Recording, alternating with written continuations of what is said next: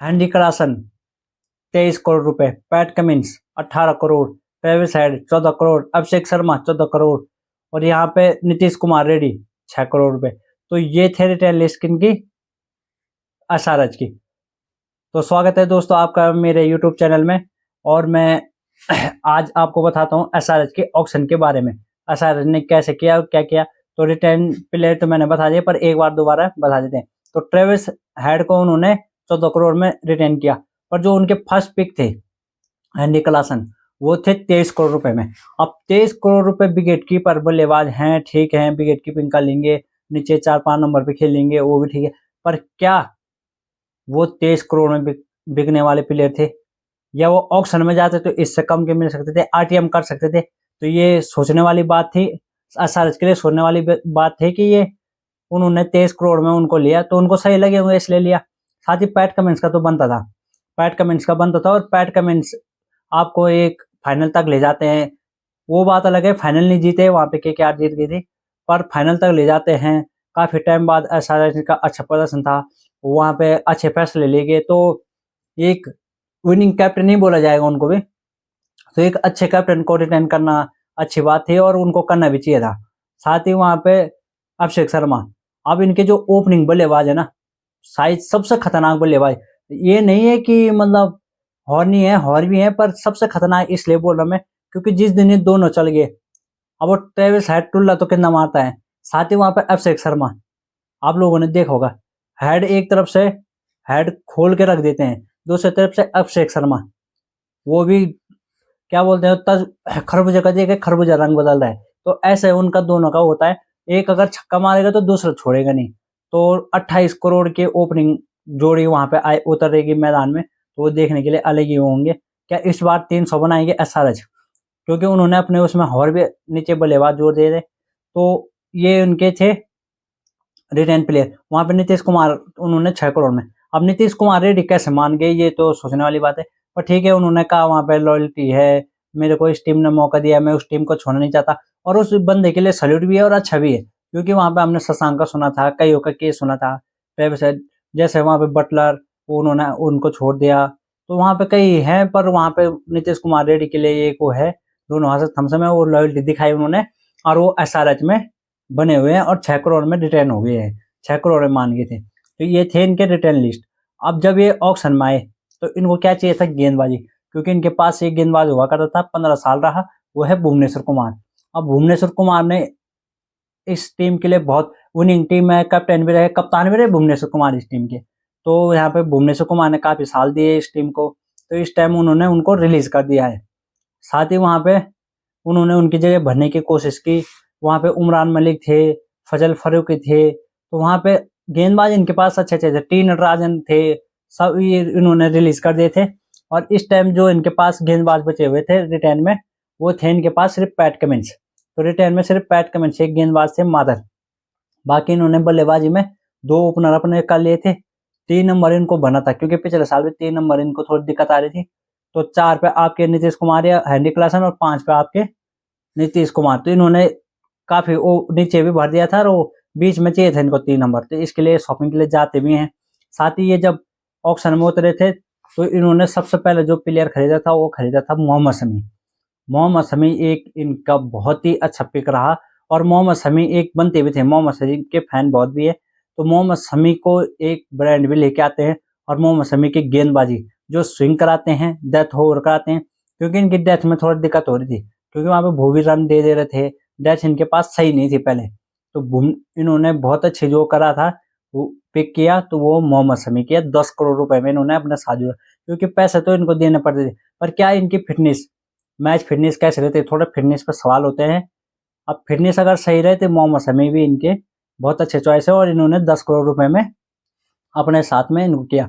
साथ इन्होंने हर्षल पटेल, अब हर्षल पटेल को इन्होंने शायद डेथ ओवर के लिए लिया होगा। अब हर्षल पटेल भी एक अच्छे गेंदबाज है, वो हैं 8 करोड़ रुपए में इन्होंने अपने साथ किया। अब हर्षल पटेल का क्या है, स्लोअर वन, इनके पास स्लोअर वन ही स्लोअर वन है, बहुत ज्यादा स्लोअर वन गेंदबाजी करते हैं, और डेथ में सबसे मेन ये है कि डेथ बॉलिंग कर लेते हैं, लास्ट में 1-2 ओवर जो बचेंगे तो वो ये कर सकते हैं। साथ ही वहां पे ईशान किशन, अब ईशान किशन इन्होंने 3 नंबर भरने के लिए किया होगा। मैं सोचा था मुंबई जाएगी, मुंबई गई भी, क्योंकि वो अपने खेमे को जोड़ थे। ईशान किशन के पीछे सब बोल रहे थे जाएंगे, और हमें भी ये लग रहा था थोड़ा नाम आने के पीछे शायद थोड़ा प्राइज और मिल सकता था, पर नाम थोड़ा पीछे आया, तो इसलिए इनको थोड़ा, ये नहीं बोले कम है, पर ये है कि थोड़ा सा जो मिलना था उससे थोड़ा वो रहा। तो ईशान किशन को 11 करोड़ 25 लाख रुपए में इन्होंने अपने साथ किया। अब ईशान किशन का क्या है, ओपनिंग भी कर सकते हैं। अब ओपनर इनके पास दोनों भरे हैं, तो 3 नंबर। तो अब आप सनराइजर हैदराबाद की बल्लेबाजी देखो कि किस टाइप की है। क्या इस बार 400 का सोचा इन्होंने? आपको क्या लगता है? अगर आपको लगता है कि ऐसा है, तो आप प्लीज लाइक एंड सब्सक्राइब जरूर करें, कमेंट जरूर करें, कमेंट करें। आप अपनी राय जरूर दें कि इस किशन को जोड़ने से टीम और मजबूत हुई है या कम हुई है। तो मेरे हिसाब से और मजबूत हुई है। आप अपनी राय भी जरूर दें। साथ ही वहां पर राहुल चहर, अब इनके पास क्या था, स्पिनर की थोड़ी दिक्कत थी। स्पिनर इनके पास हुआ करते थे वॉशिंगटन सुंदर, शाहबाज थे, तो इनसे काम चला रहे थे। मयंक मार्कंडे इनके पास थे, तो स्पिनर फ्रंट लाइन वाले नहीं थे, तो इन्होंने राहुल चहर को जोड़ा है। 3 करोड़ 20 लाख रुपए में इन्होंने अपने साथ जोड़ा है राहुल चहर को। फिर साथ ही इन्होंने एक और स्पिनर, और बढ़िया स्पिनर है, ये है एडन जेम्बा। पर क्या ये टीम में खेल पाएंगे? क्योंकि ओवरसीज की भी सलौट का, क्योंकि ओवरसीज के पीछे काफी है। तो एडन जैम्पा को भी इन्होंने 2 लाख, सॉरी 2 करोड़ 40 लाख रुपए में अपने साथ जोड़ा। और यहाँ पे एडम जैम्पा भी इनके एक और स्पिनर जुड़े। साथ ही अथप टायरे, ये इनको बेस प्राइस 30 लाख रुपए मिल गए थे। ये पंजाब में भी थे, पहले पंजाब में थे। और अभिनव मनोहर पहले गुजरात में थे, और अच्छा परफॉर्मेंस करते हैं, और नीचे 6-7 नंबर पे खिला सकते हैं, इम्पैक्ट में ला सकते हैं। तो अभिनव मनोहर भी एक अच्छी बात है। वो इनको पड़े हैं 3 करोड़ 20 लाख रुपए में। अभिनव मनोहर इन्होंने अपने साथ जोड़ा। साथ ही सिमरजीत सिंह, एक और पंजाबी इन्होंने अपने साथ जोड़े हैं, और वो जोड़े हैं 1.5 करोड़ रुपए में। साथ ही जिसान अंसारी, ये इनके 40 लाख रुपए में इन्होंने बेस प्राइस तो 30 है, पर 40 लाख रुपए में लिया। और जयदेव उनड़कट भी एक अच्छे हैं, और ये भी डेथ ओवर कर सकते हैं, डेथ ओवर में काम आ सकते हैं। और मिडिल ओवर के लिए इन्होंने शायद जयदेव उनड़कट को अपने साथ जोड़े हैं। साथ ही उसके बाद ब्रायन कारसे को इन्होंने 1 करोड़ रुपए दे के अपने साथ में किया। और कमिंडो मैंडिस श्रीलंका के बल्लेबाज हैं, और ये 75 लाख रुपए में अपने साथ इन्होंने जोड़े हैं। उसी के साथ साथ इन्होंने किया है अनिकेत वर्मा 30 लाख रुपए में अपने साथ इन्होंने बेस प्राइस पर रखा है। साथ ही इन्होंने ईशान मलिंगा, अभी वे गेंदबाजी हैं, अब देखते हैं इनका प्रदर्शन कैसा है। ये भी श्रीलंका साथ है कैसा है, और फास्ट गेंदबाज है, देखना पड़ेगा इनका कैसा है। तो ईशान मलिंगा को इन्होंने लिया 1 करोड़ 20 लाख रुपए में अपने साथ जोड़ा है। साथ ही इन्होंने सचिन बेदी 30 लाख रुपए में अपने खेमे में जोड़ा। ये थी इनके जो इन्होंने बाई की। अब इसमें अगर आप देखेंगे, तो इन्होंने अपने बल्लेबाजी को, जो मैं पहले भी वीडियो में बात कर रहा हूँ, तो इन्होंने जो अपने बल्लेबाजी को तगड़ा कर दिया है। क्योंकि आपके जो आएंगे तो ओपनिंग पर आ जाएंगे आपके दोनों लेफ्ट हैंड, तीसरे नंबर पे लेफ्ट हैंड, तो इनके बाद जो लेफ्टी हो जाएंगे, और एक की जैसे मारने वाले। ट्रेविस टुल्ला तो मारते ही है, ट्रेविस हेड तो मारते ही है, ठीक है। और वो अपने जब भी आते हैं तो वो एक तरफ से पिटाई करेंगे। साथ ही अभिषेक शर्मा को आपने देखा होगा, एक ही फ्लो में बैटिंग करते हैं, मारना है तो मारना है। क्योंकि नए यंग लड़कों में गेम की समझ इतनी हो गई है, तो वो अपने हिसाब से खेलते हैं, कोई भय नहीं, कोई वो नहीं, एक उस पर खेलना है, मारनी है तो मारनी है, बॉल के चित्र उड़ा देने हैं। तो अभिषेक शर्मा भी एक अच्छे पिक है। तो अभिषेक शर्मा और ट्रेविस हेड आएंगे, तो आप ओपनिंग देख सकते हैं पिछले साल भी उन्होंने क्या करके दिया, तो इस साल भी वही कोशिश रहेगी। साथ ही वहां पे, क्योंकि अगर आपके एक जैसे बल्लेबाज होते हैं, तो आपको पिच भी फिर फ्लैट करनी पड़ेगी। तो आप सनराइजर हैदराबाद में आपको समझना पड़ेगा, हैदराबाद में, कि इनकी पिच भी फ्लैट मिलेगी, जहां पे 200 रन 250 रन हो सकता है, 300 भी बन जाए, इस बार 300 भी बन जाए, तो ऐसे वहां पे पिच मिलेंगे। वहां पे ईशान किशन इन्होंने जोड़ लिए हैं, ईशान किशन को। अब ईशान किशन 3 नंबर होंगे मोस्ट लाइकली, हमें लगता है 3 नंबर। अब क्या पता है ओपनिंग कराएं, पर ये अब से क्या उनको नीचे नहीं करना चाहेंगे, ओपनिंग को नीचे रहना चाहिए। तो इसलिए मेरे को लगता है पर्सनली कि वो 3 नंबर होंगे। अब वो 3 नंबर होंगे, तो वो भी एक जैसे हो गए, वो भी जब मारते, आपने मुंबई में देखा होगा कई गेम दिए।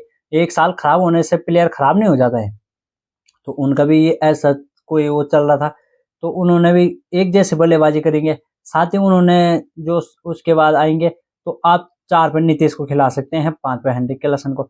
अगर वहां पे गेंद ज्यादा रहती है तो आप हेनरी क्लासन को ऊपर कर सकते हैं, क्योंकि आप नीतीश कुमार भी फिनिश कर सकते हैं ना। नीतीश कुमार को आप लोगों ने देखो तो नीतीश कुमार वहां पे कर सकते हैं। अब पूरी 11 हम इनकी अलग से वीडियो बनाएंगे, उसमें आपको दिखाएंगे। और साथ ही वहां पे जब इनके पास राहुल चहर आ गए हैं, या एडम जैम्पा को खिलाना चाहिए तो एडम जैम्पा है, पर ये खिला सकते हैं एडम जैम्पा को, क्योंकि ऊपर से आपके एक ट्रेविस हेड हो गए, क्लासन हो गए, दो आपके ओवरसीज हो गए, और पैट कमिंस 3, और चौथा आप खिला सकते हैं एडन जैम्पा को। तो ये ओवरसीज इनके पास इस बार है खिलाने के, तो ओवरसीज में एडन जैम्पा को खिला सकते हैं स्पिनर को।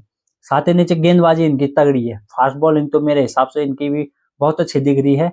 ऑन पेपर तो अच्छी दिख रही है, अब फील्ड में ही पता चले कैसा होता है, फील्ड में प्रदर्शन होता है कि नहीं होता है। पर नाम अच्छे है वहां पे, क्योंकि वहां पे आपको शमी मिल जाएंगे, हर्षल पटेल मिल जाएंगे, पैट कमिंस तो है ही, 3 आपके पास एक अच्छे क्वालिटी के और इंटरनेशनल वाले प्लेयर मिल जाएंगे। फिर जयदेव उनडकट इनके पास मिल जाएंगे।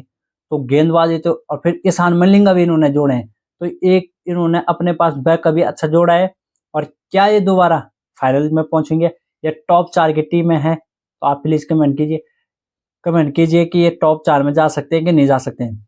अब ये फाइनल भी जा सकते हैं, तो इसमें देखेंगे। और फाइनल क्या पता ट्रॉफी जीत जाए, तो क्या ये साल सनराइजर हैदराबाद का होने वाला है।